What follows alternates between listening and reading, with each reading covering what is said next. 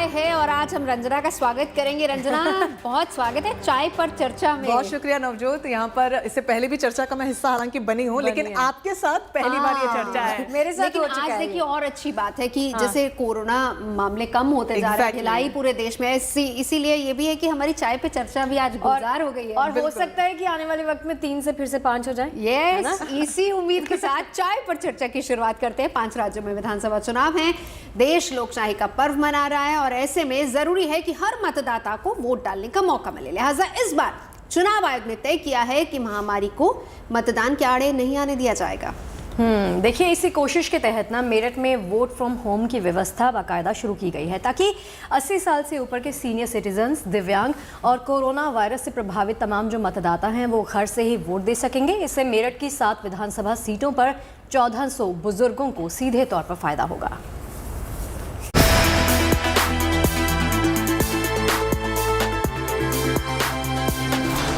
अगर आपके भी घर में 80 साल के ऊपर का कोई बुजुर्ग है, दिव्यांग है या फिर घर का कोई सदस्य कोरोना वायरस से प्रभावित है, तो ये गुड न्यूज आपके चेहरे पर मुस्कान ला देगी। चुनाव आयोग ने ऐसे लोगों के मतदान के लिए इस बार के उत्तर प्रदेश चुनाव में वोट फ्रॉम होम का खास इंतजाम किया है। 80 साल से ऊपर के वरिष्ठ नागरिक, दिव्यांग और कोरोना वायरस से प्रभावित मतदाता घर से वोट दे सकेंगे। वोट फ्रॉम होम की सुविधा वैकल्पिक होगी। ये वोट फ्रॉम होम है क्या?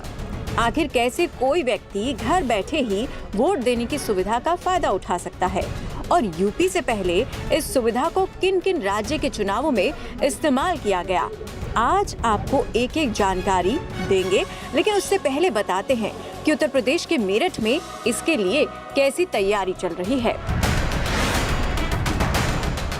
यूपी के मेरठ जिले में 7 विधानसभा सीटों में पहले चरण यानी 10 फरवरी को ही मतदान होना है। इन 7 विधानसभा सीटों पर करीब 1400 बुजुर्ग ऐसे हैं जिन्होंने वोट फ्रॉम होम की सुविधा का लाभ उठाने के लिए खुद को एनरोल कराया है। ये सभी लोग घर पर बैठकर पोस्टल बैलेट के जरिए अपना वोट कास्ट कर देंगे। मतदान प्रक्रिया की वीडियोग्राफी होगी। माइक्रो ऑब्जर्वर, सुरक्षा व्यवस्था, BLO, सुपरवाइजर वोटिंग के दौरान मौजूद रहेंगे। वोट फ्रॉम होम की सूचना प्रत्याशियों को भी दी जा रही है। 9 फरवरी तक होम पोल करा लिया जाएगा। राजनीतिक पार्टी के लोग अपने एक एजेंट को इसके लिए भेज सकते हैं। चुनाव आयोग का मानना है कि ज्यादा उम्र से जुड़ी दिक्कतों या दिव्यांगता की वजह से बहुत से लोगों को चुनावों के दौरान पोलिंग स्टेशन पर जाकर अपने वोट को डालने में दिक्कतों का सामना करना पड़ता है।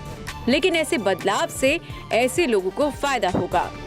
डोर स्टेप वोटिंग की सुविधा सबसे पहले 2019 में झारखंड विधानसभा चुनाव में दी गई थी।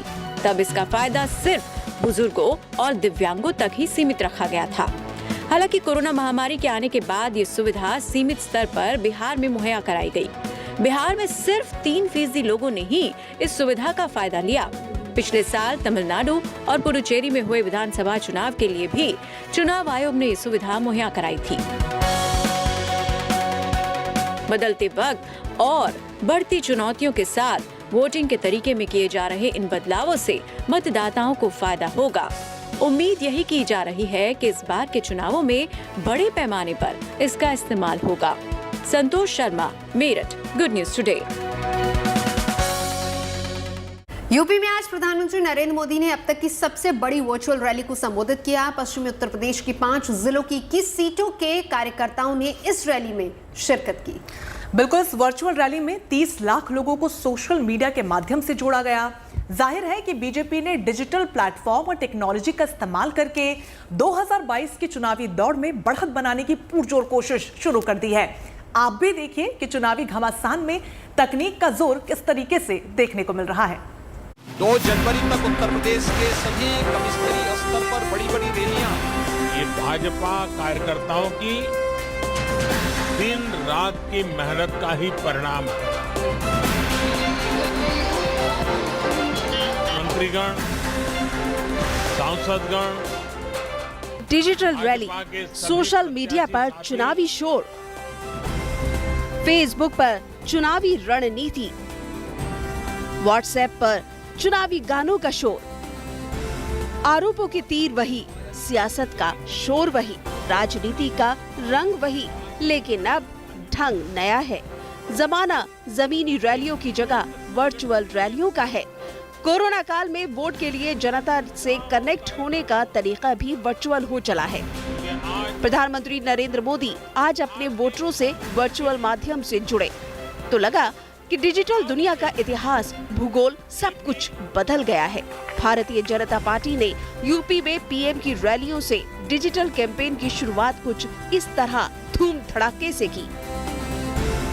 यूपी को ऐसी सरकार चाहिए जो अपनी विरासत पर गर्व करे और ज्ञान, विज्ञान और आधुनिकता को बढ़ाए।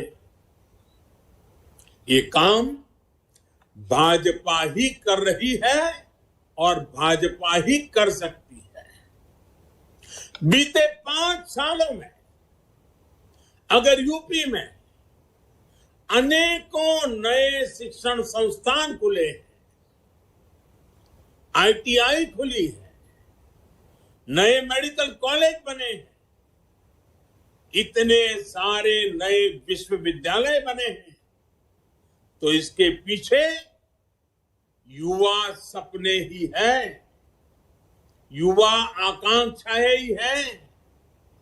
भाई और बहनों, सबका साथ, सबका विकास, सबका विश्वास और सबका प्रयास, ये हमारे लिए डबल इंजन सरकार की नीति और निष्ठा का मूल मंत्र भी है। भारतीय जनता पार्टी कोरोना के चलते अभी रैलियों पर पाबंदी है, लिहाजा बीजेपी ने पीएम की बात डिजिटल माध्यम से लोगों तक पहुंचाने के लिए व्यापक इंतजाम किए थे।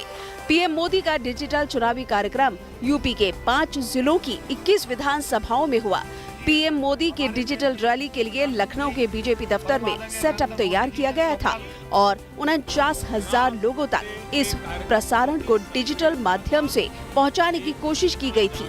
डिजिटल जन चुनाव की शुरुआत मुख्यमंत्री योगी आदित्यनाथ ने की।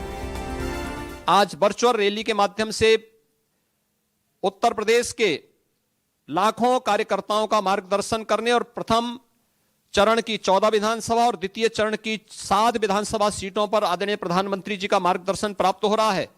मैं उत्तर प्रदेश के सभी कार्यकर्ताओं की ओर से एक बार फिर से आदरणीय प्रधानमंत्री जी का हृदय से स्वागत और अभिनंदन करता हूं। 5 राज्यों में चुनाव का शोर जैसे जैसे जोर पकड़ रहा है, सोशल मीडिया पर सियासी शोर भी तेज होता जा रहा है। राजनीति के इस डिजिटल युद्ध में सभी पार्टियों ने पूरी ताकत झोंक दी है। हालांकि इस डिजिटल युद्ध में कई छोटी छोटी पार्टियां पीछे छूटती नजर आ रही हैं, लेकिन बड़ी पार्टियों में डिजिटल मुकाबला कांटे का है। भारतीय जनता पार्टी की बात की जाए तो पार्टी के ट्विटर हैंडल के 17.6 मिलियन से ज्यादा फॉलोअर्स हैं, जबकि यूपी बीजेपी के ट्विटर को 3.1 मिलियन लोग फॉलो करते हैं। समाजवादी पार्टी की बात करें तो पार्टी के ट्विटर हैंडल के 2.9 मिलियन फॉलोअर्स हैं। यही नहीं, पार्टी के तमाम अनवेरिफाइड पेज पर समर्थकों की कोई कमी नहीं है। बीजेपी ने भी ये तैयारी की है और हम इस स्टूडियो के यानी इस वर्चुअल रैली रूम के अंदर आ रहे हैं, स्टूडियो के अंदर आ रहे हैं। यहाँ पर किस तरह की तैयारी है हम आपको दिखा रहे हैं। सबसे पहले जैसा कि बात हो रही थी कि अगर ये स्टूडियो है तो यहाँ पर क्या क्या होगा, तो 2 इसमें स्टूडियो हैं।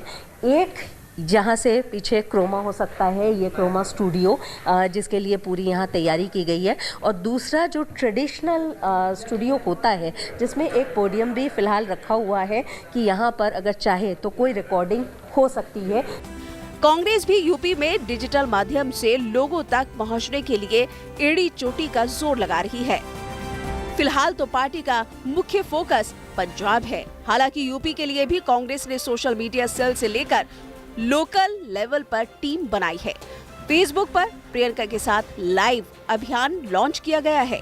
जानकार मानते हैं कि चुनावी रैलियों में नेताओं की मौजूदगी का अपना असर होता है, मतदाताओं को जोड़ने में आसानी होती है, लेकिन कोरोना की वजह से ये मुमकिन नहीं। लिहाजा सियासी दल और उनके नेता डिजिटल माध्यम से ही लहर बनाने में जुटे हैं। भव्य स्टूडियो बना करके, वर्चुअल रैली स्टूडियो बना करके भी बीजेपी अपने सियासी प्रतिद्वंदियों से आगे रहना चाहती है। वीडियो जर्नलिस्ट संजय सिंह के साथ गुड न्यूज़ टुडे के लिए लखनऊ से शिल्पी सेन। और कल देश का आम बजट पेश किया जाएगा। कोरोना की मार झेल रहे लोगों को इस बार के बजट से बहुत ज़्यादा उम्मीदें हैं।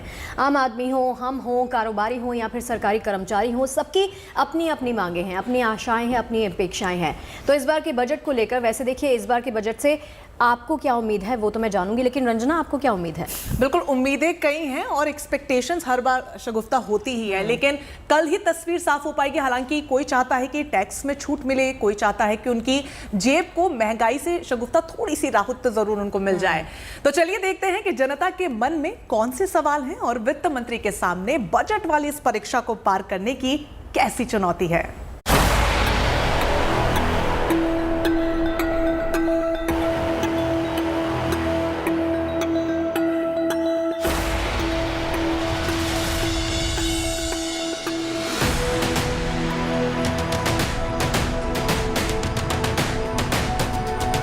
एक फरवरी यानी कल देश की संसद में बजट पेश किया जाना है। उम्मीदों और आकांक्षाओं पर सवार वित्त मंत्री निर्मला सीतारमण देश का आर्थिक बही खाता खोलेंगी। अपने कार्यकाल का चौथा और मोदी सरकार का 10वां बजट पेश करने जा रही निर्मला सीतारमण अपने पिटारे से आम शहरी ग्रामीण बेरोजगारों, नौकरी पेशा, बिजनेस क्लास, कारोबारी और व्यापारियों के लिए क्या कुछ निकालती हैं, इस पर सबकी नजर है।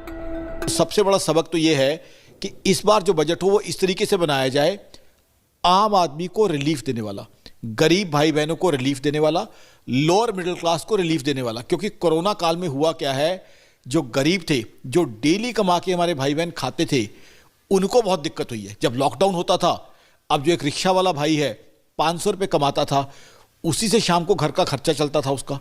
तो ऐसे में गरीब भाई बहनों का, बिलो पॉवर्टी लाइन का बहुत ध्यान रखा जाना चाहिए। ये बहुत बहुत इंपॉर्टेंट मुद्दा है। लोगों की नजर इस बात पर होगी कि आम लोगों के लिए बजट में बचत का फॉर्मूला वित्त मंत्री क्या निकालती हैं। नजरें इनकम टैक्स पर छूट को लेकर भी होंगी, जिसे कोरोना काल में बेहद अहम माना जा रहा है। सवाल यह भी होगा कि वित्त मंत्री इस बजट में महंगाई कम करने का क्या क्या फॉर्मूला निकालेंगे। वित्त मंत्री पर नजरें उन गृहिणियों की भी हैं जिनका किचन का बजट फिलहाल बिगड़ चुका है। वित्त मंत्री के सामने सवाल महंगी गैस के सस्ते सॉल्यूशन का भी होगा, जिसे लेकर लोग वित्त मंत्री से बड़ी उम्मीद लगाए बैठे हैं। महंगा पेट्रोल, डीजल भी जनता की दुखती रग है। उम्मीद यही है कि इस बजट के बाद सस्ते तेल की सौगात जनता को मिले। सैलरी क्लास भी वित्त मंत्री की ओर उम्मीदों से देख रहा है। कोरोना काल में तमाम मुश्किलों से गुजरने के बाद उम्मीद है कि वित्त मंत्री सस्ती बीमा पॉलिसी का तोहफा बजट में दे सकती हैं। रोजगार सृजन का सवाल भी इस बार वित्त मंत्री के लिए अहम है। सस्ती दवाइयां और इलाज की आस भी इस बार आम बजट में लोग लगाए हुए हैं। यानी हर वर्ग की अपनी मांग है, अपनी उम्मीदें हैं। अब ये उम्मीदें, ये मांग कितनी पूरी होती हैं, ये कल पता चलेगा। लेकिन वित्त मंत्री के सामने चुनौती कड़ी है। सबको खुश करने की परीक्षा बड़ी है। कोरोना काल में तबाह हो चुके टूरिज्म सेक्टर के लोगों को भी आने वाले बजट से बड़ी आस है। गवर्नमेंट सरकारी एम्प्लॉई के लिए बोनस भी देती है, महंगाई भत्ता भी देती है, सब कुछ देती है, लेकिन जो दुकानदार उनको सबसे ज़्यादा टैक्स देता है, जो 24 घंटे मेहनत करता है, उसके लिए सरकार कुछ नहीं करती। ना उसके लिए कोई इंश्योरेंस है, ना कोई कुछ है। बजट अच्छा ना दुकानदारों के लिए सोचना चाहिए। दुकानदार को अगर जरा सा लोन भी लेना हो तो बैंकों के चक्कर काटते हुए मर जाता है। आम बजट के साथ रेल के हिस्से आने वाली घोषणाओं पर भी होगी। रेलवे को देश की लाइफलाइन कहते हैं, जो कि हाल के सालों में ज्यादा एडवांस हुई है। लेकिन किराए को लेकर जनता की तमाम शिकायतें हैं। तो चलिए देख लेते हैं कि रेलवे को लेकर क्या है वित्त मंत्री से लोगों की उम्मीदें। वित्त मंत्री के सामने सबसे बड़ा सवाल रेलवे को घाटे से उबारने का होगा। कोरोना काल में रेलवे ने भारी नुकसान उठाया है, जिसकी भरपाई होना बेहद जरूरी है। रेल भाड़े पर तमाम लोगों के सवाल से भी बजट में वित्त मंत्री को जूझना होगा। निर्मला सीतारमण के सामने सवाल रेलवे को ज्यादा से ज्यादा पैसा मुहैया कराने का भी होगा। वित्त मंत्री किराया बढ़ाए बिना रेलवे की इनकम बढ़ाने के लिए क्या करती हैं, इस पर सबकी नजरें होंगी। कहा जा रहा है कि इस बार देश को 10 हल्की ट्रेनों का तोहफा मिल सकता है, जो कि स्पीड के मामले में लाजवाब होंगी। 500 वर्ल्ड क्लास रेलवे स्टेशन की सौगात का भी इंतजार इस बजट में है। कहा जा रहा है कि इस बजट में देश को बनारस से दिल्ली तक एक और बुलेट ट्रेन की सौगात मिल सकती है। तेज रफ्तार ट्रैक पर भी बजट में इस बार सरकार का जोर रहने वाला है और माना यह जा रहा है कि इस बार ग्रीन रेलवे की झलक बजट में देखने को मिल सकती है। नौकरी करने वाले हों, नौकरी देने वाले हों, कारोबारी हों, व्यापारी हों, आम शहरी हों या ग्रामीण, हर किसी की यही उम्मीद है कि लोगों की जेब इस बार कम कटे और बजट में राहत की खुराक ज्यादा हो। Bureau report, good news today.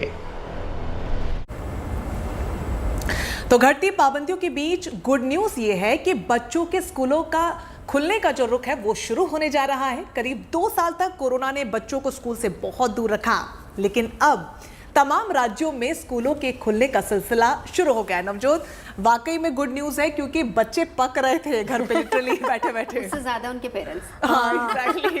And being a parent you must be knowing that. ये समझ सकते हैं। और गुड न्यूज टुडे ने तो बाकायदा मुहिम चलाई थी। हमने फ्राइडे को, शुक्रवार को मुहिम चलाई थी। हमने बच्चों से बात की, पेरेंट्स से बात की, टीचर से बात की, डॉक्टर से बात की कि भाई जब बच्चे हर जगह जा रहे हैं तो फिर स्कूल क्यों नहीं खुलने चाहिए। तो हरियाणा में फिलहाल 1 फरवरी से स्कूल खुलने जा रहे हैं। अभी तक 10वीं और 12वीं तक के बच्चों को ही फिलहाल बुलाया जा रहा है। उत्तराखंड, त्रिपुरा में भी आज से स्कूलों में स्टूडेंट्स का आना शुरू हो गया है।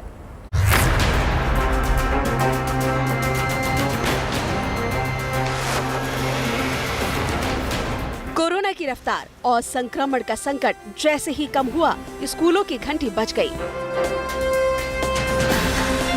और बच्चों के लिए बेंगलुरु में स्कूलों के दरवाजे खुल गए। करीब 2 साल तक कोरोना ने बच्चों को स्कूलों से दूर रखा। इतना ही नहीं, संक्रमण के चलते बच्चे घरों में कैद होकर रह गए। लेकिन कोरोना के कम होते खतरे के बीच कर्नाटक सरकार ने बड़ा फैसला कर लिया और स्कूलों के दरवाजे बच्चों के लिए खोल दिए गए। इसके बाद आज ढेर सारी मुस्कान और मासूमियत के साथ बच्चे स्कूल पहुँचे तो उनकी खुशी का ठिकाना नहीं था।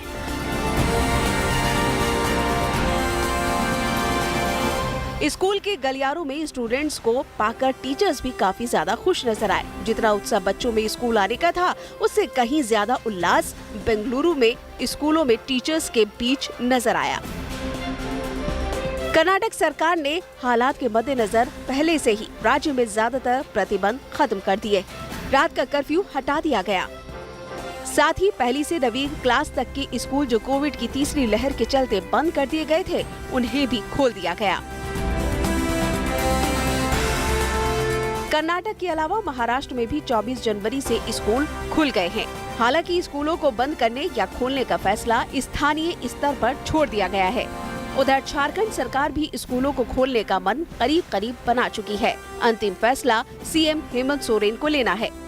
हरियाणा में भी 1 फरवरी से स्कूलों के दरवाजे बच्चों के लिए खुल रहे हैं। हालांकि अभी 10 से 12वीं तक के बच्चों को बुलाया जा रहा है, जबकि 6ठी से 9वीं तक की क्लास पर फैसला जल्द लिया जाएगा। इसके अलावा तमिलनाडु में भी 1 फरवरी से क्लास 1 से लेकर 12वीं तक के बच्चों की स्कूल की पढ़ाई फिर से शुरू होने जा रही है। दिल्ली की बात करें तो यहाँ स्कूल कब खुलेंगे, इसे लेकर अभी तक कोई फैसला नहीं हुआ है। उत्तराखंड और त्रिपुरा में भी आज से स्कूलों में स्टूडेंट्स के आने का शुभारंभ हो चुका है। राजस्थान की बात की जाए तो यहाँ भी 1 फरवरी से 10वीं और 12वीं के बच्चों को स्कूल बुला लिया गया है, जबकि 10 फरवरी के बाद 6वीं से 9वीं क्लास ऑफलाइन शुरू हो रही है। मध्य प्रदेश सरकार भी स्कूलों पर जल्द निर्णायक फैसला लेने वाली है। जाहिर है जैसे जैसे हालात सुधर रहे हैं, स्कूलों की डगर आसान हो रही है। करीब 2 साल से बच्चों का स्कूल घर में लैपटॉप तक सिमट कर रह गया था। ऐसे में स्कूल के पूरी तरह से खुल जाने का इंतजार बच्चों के साथ उनके अभिभावकों को भी है।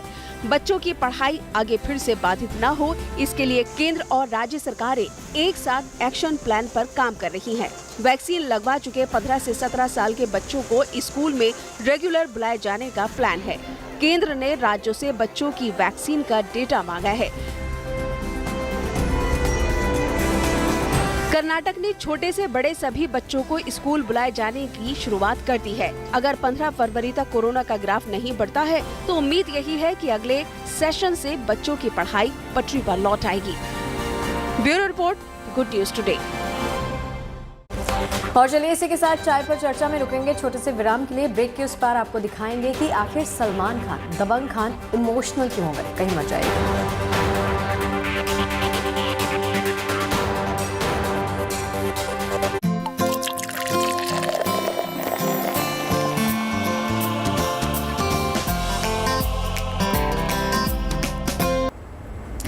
तो अब आपको दिखाते हैं 4,500 स्क्वायर फीट की रंगोली जिसे इंदौर के कलाकार ने बनाया है।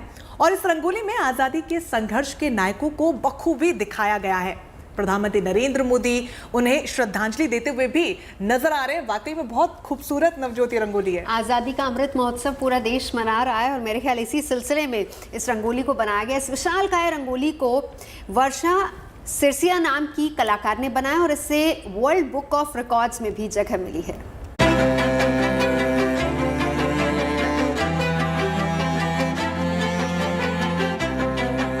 ये रंगों के जरिए स्वतंत्रता सेनानियों को एक कलाकार की श्रद्धांजलि है।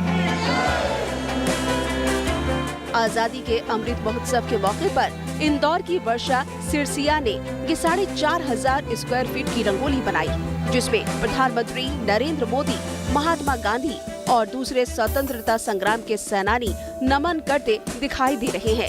वर्षा ने अकेले ही इस रंगोली को बनाया है।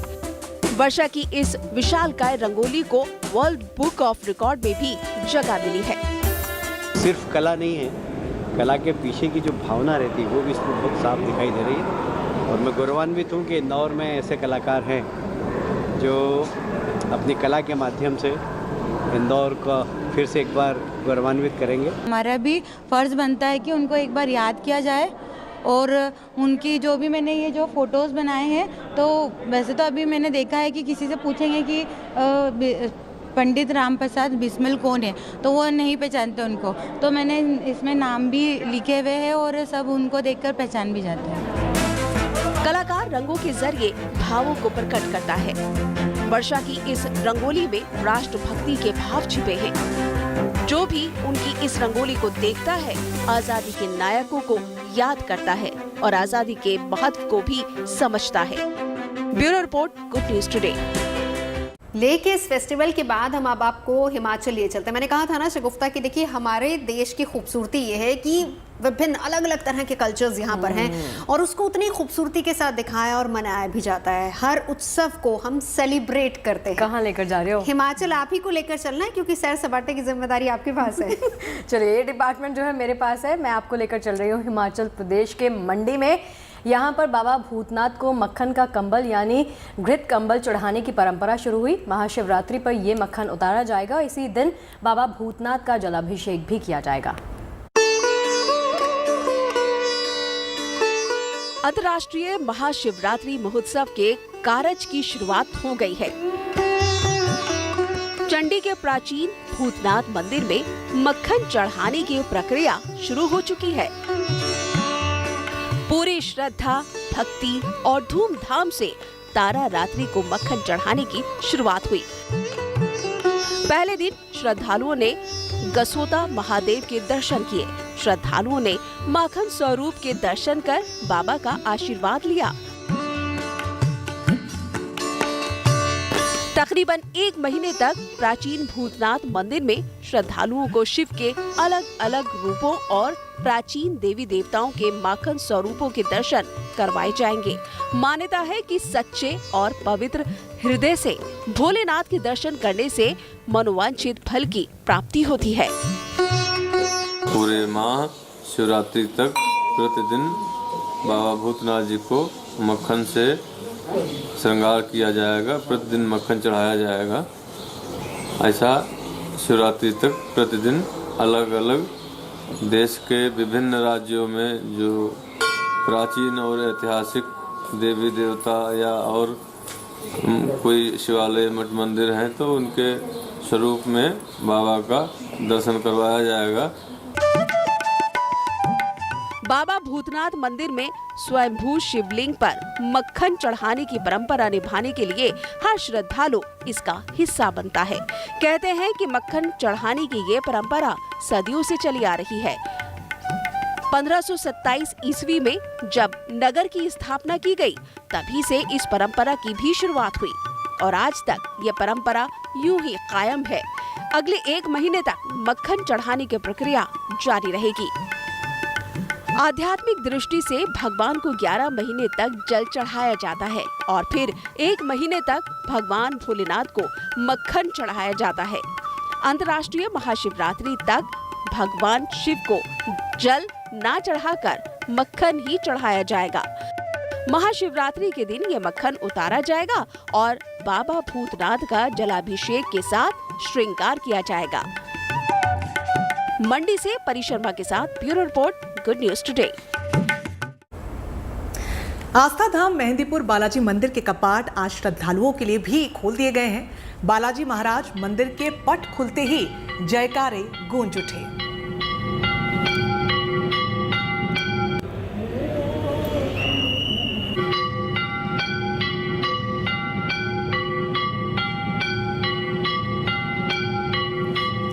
सुना आपने किस प्रकार जयकारों से आस्था धाम का माहौल भक्तिमय हो गया। बालाजी दरबार में दर्शन कर श्रद्धालु भी काफी खुश नजर आए।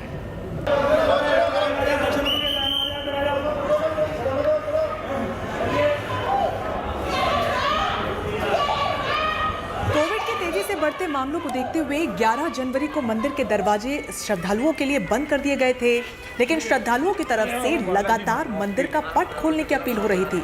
श्रद्धालुओं की बढ़ती मांग पर प्रशासन और मंदिर ट्रस्ट ने मंदिर के पट को दोबारा से खोल दिया है। मंदिर ट्रस्ट ने मंदिर के बाहर श्रद्धालुओं के दर्शन के लिए रेलिंग की विशेष व्यवस्था भी की है।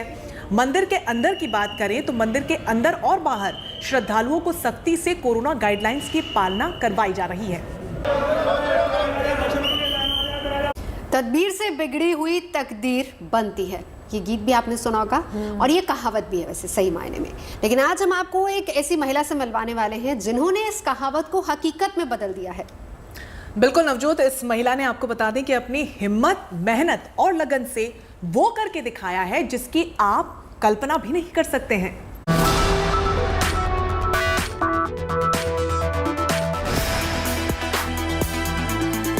ये कहानी पटना की ज्योति की है, लेकिन लगती फिल्मी है। ये कहानी संघर्ष की है, हौसले की है।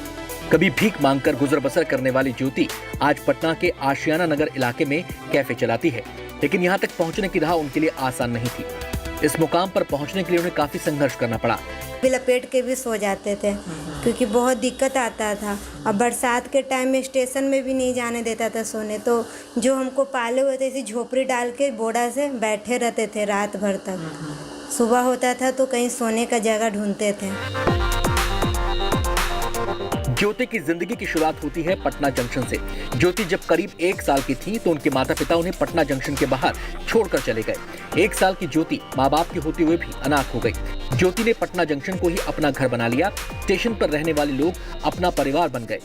और फिर खाने के लिए भी बहुत ज़्यादा दिक्कत था, तो भीख मांगते थे। अगर उससे भी नहीं होता तो लास्ट में ट्रेन में जाकर बोतल चुनना पड़ता था कि कुछ तो पैसा आ जाए। ज्योति ने रैम्बो होम में रहकर 12वीं तक की पढ़ाई की और अब पटना में कैफे चलाती हैं। ज्योति ने अपने मजबूत इरादे से न सिर्फ अपनी जिंदगी बदली बल्कि हजारों लाखों लोगों के लिए प्रेरणा का स्रोत भी बन गई हैं। Sujit Kumar, Patna, good news today. चलिए यहाँ रुक रहे हैं एक छोटे से ब्रेक के लिए, कहीं मत जाइएगा। ब्रेक के बाद लौटेंगे एक दिलचस्प कहानी के साथ, दिखाएंगे नडाल की जीत की कहानी।